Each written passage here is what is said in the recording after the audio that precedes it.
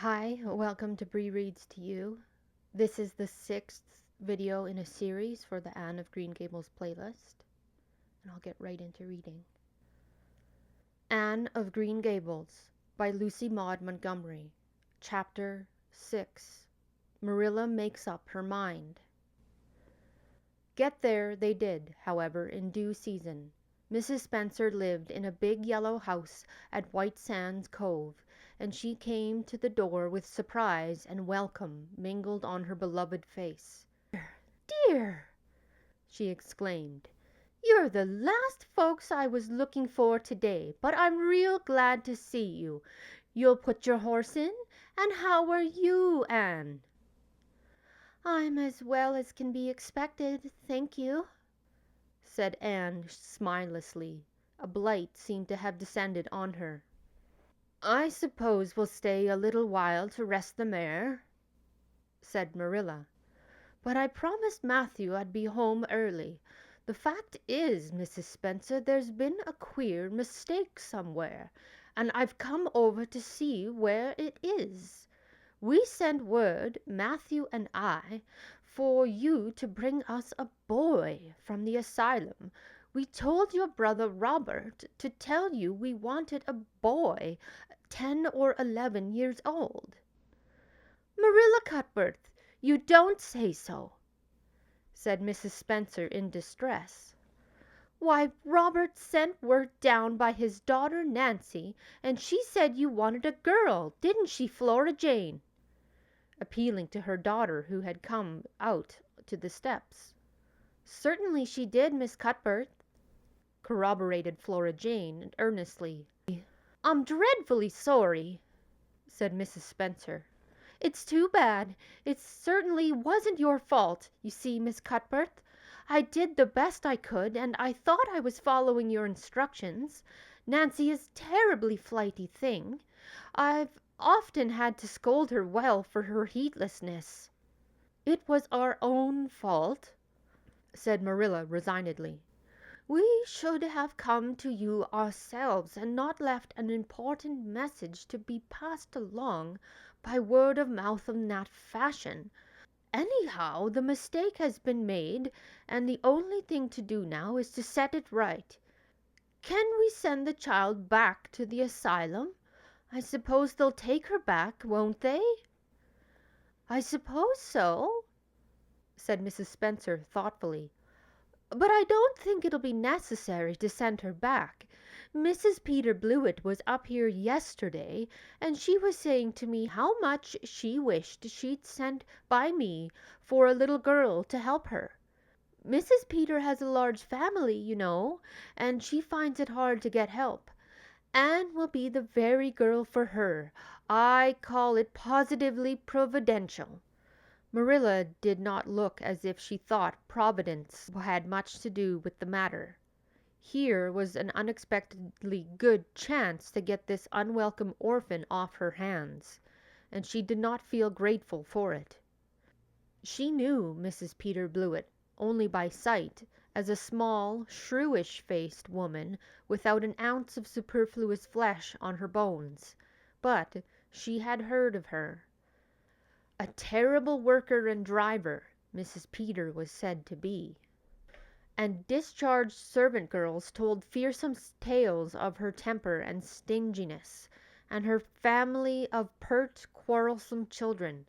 Marilla felt a qualm of conscience at the thought of handing Anne over to her tender mercies. "Well, I'll go in and we'll talk the matter over," she said. "And if there isn't Mrs. Peter coming up the lane this blessed minute!" exclaimed Mrs. Spencer, bustling her guests through the hall into the parlor, where a deadly chill struck on them as if the air had been strained so long through dark green, closely drawn blinds that it had lost every particle of warmth it had ever possessed. "That is real lucky, for we can settle the matter right away. Take the armchair, Miss Cuthbert, and if you sit here on the ottoman and don't wriggle, let me take your hats. Flora Jane, go out and put the kettle on. Good afternoon, Mrs. Blewett. We were just saying how fortunate it was you happened along. Let me introduce you two ladies. Mrs. Blewett, Miss Cuthbert. Please excuse me for a moment. I forgot to tell Flora Jane to take the buns out of the oven."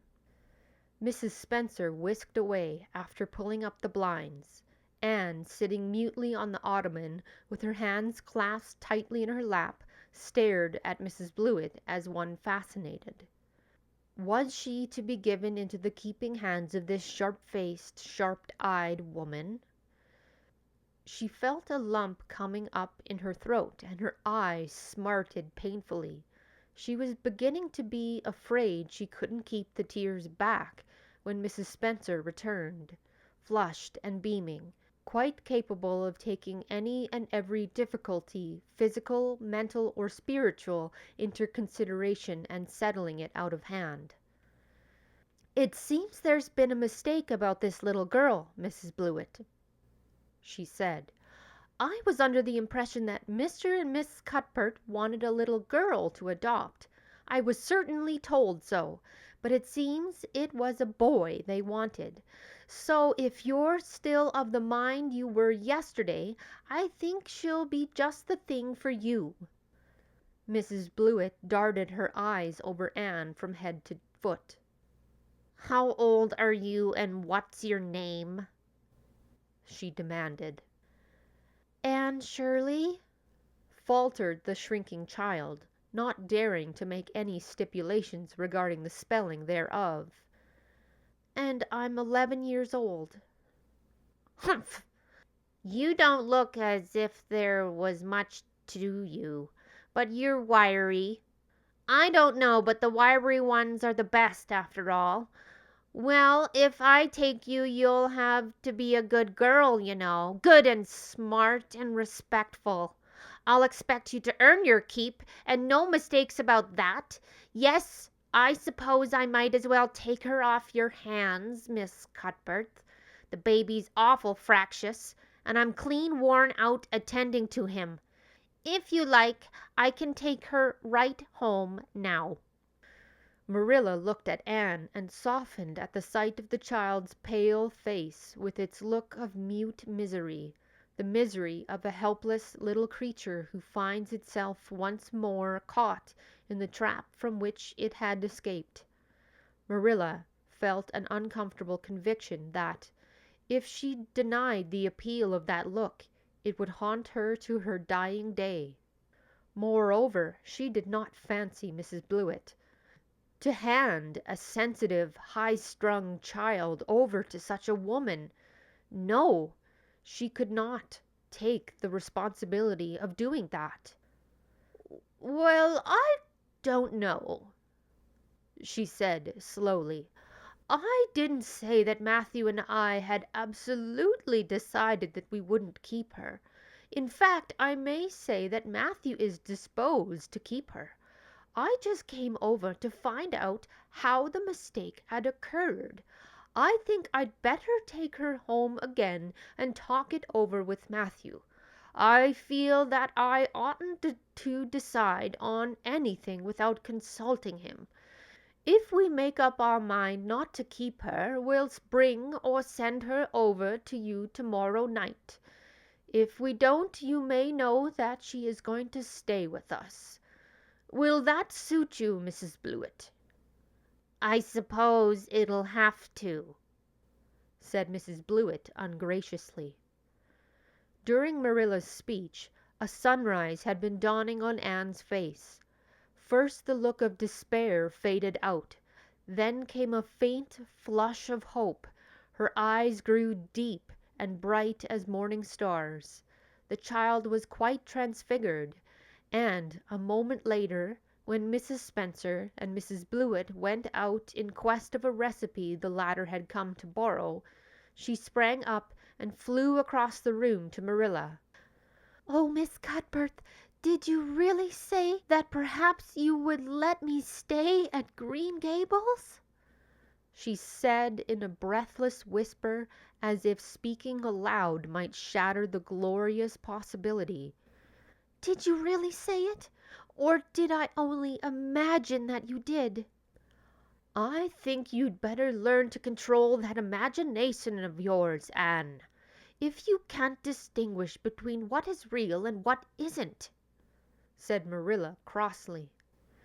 "Yes, you did hear me say that just that and no more.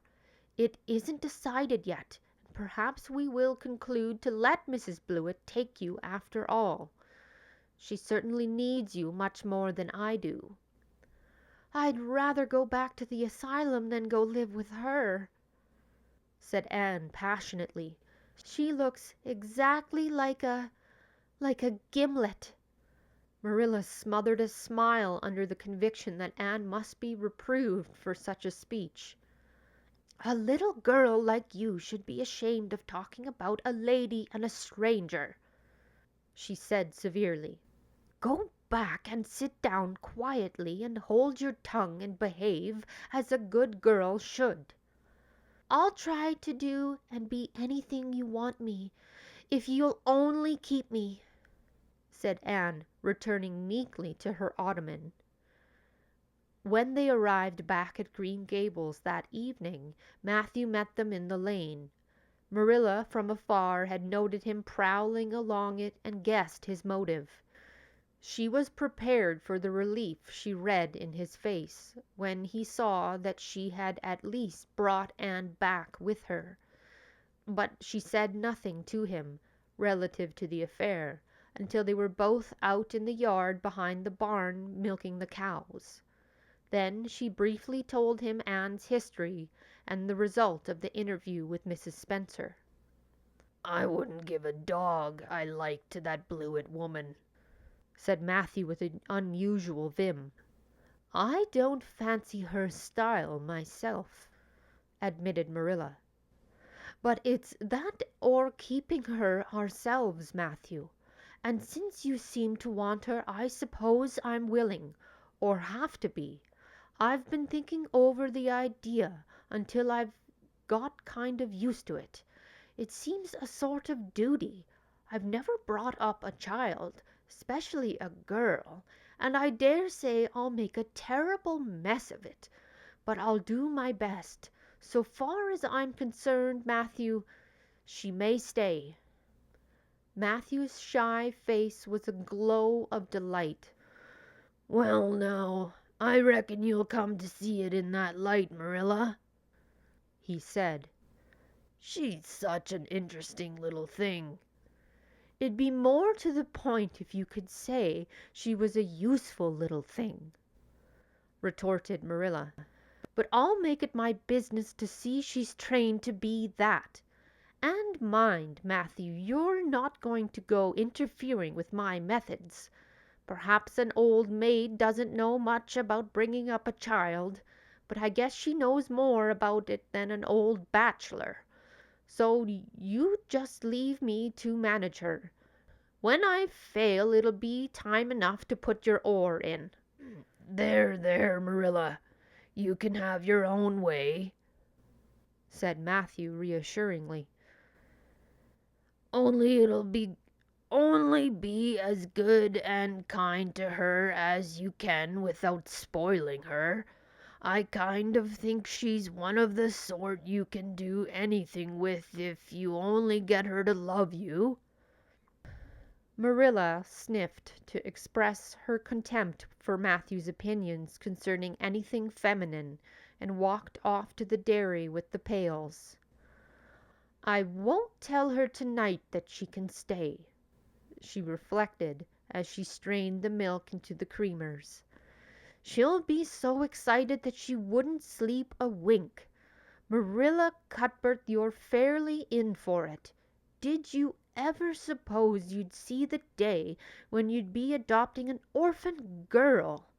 It's surprising enough, but not so surprising as Matthew should be at the bottom of it. Him that always seemed to have such a mortal dread of little girls. Anyhow, we've decided on the experiment, and goodness only knows what will come of it." That was chapter 6 of Anne of Green Gables by Lucy Maud Montgomery. I hope you enjoyed it. Bye.